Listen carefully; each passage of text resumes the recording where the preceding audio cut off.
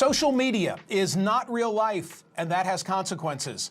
I'm Michael Smerconish in Philadelphia. That may sound obvious, but it's not as clear to young adults, and studies are showing that dissonance can lead to tragedy, depression, self-harm, suicide, to name just a few. I was thinking about this when watching the national news coverage of the disappearance of 22-year-old Gabby Petito.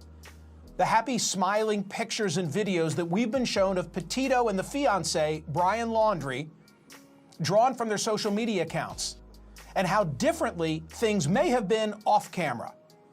With all the media focus on Laundrie's role, now he's gone into hiding.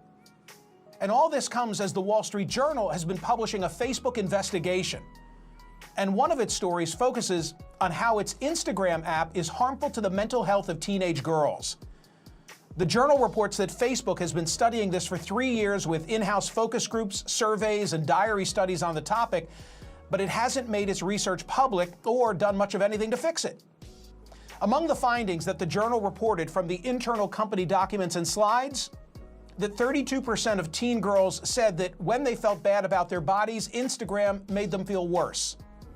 1 in 5 teens say Instagram makes them feel worse about themselves, and among teens who reported suicidal thoughts, 13% of British users, 6% of American users traced the desire to kill themselves to Instagram. These statistics are even more alarming once you comprehend the number of users involved. More than 40% of Instagram's users are 22 years old and younger, and about 22 million American teens use Instagram every day. That's compared with 5 million using Facebook. The generation that has come of age posting their lives publicly has suffered more mental health problems. Psychology professor Jean Twenge, author of that great book, iGen, noted that 2012 marked the year when more than half of America had cell phones, and this coincided with steep declines in teens actually hanging out with friends, dating, having sex.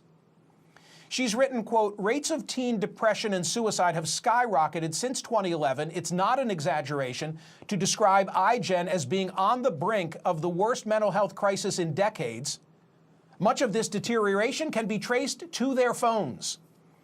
And by way of example, she cited a survey funded by the National Institute on Drug Abuse that found 8th graders who are heavy users of social media increased their risk of depression by 27%.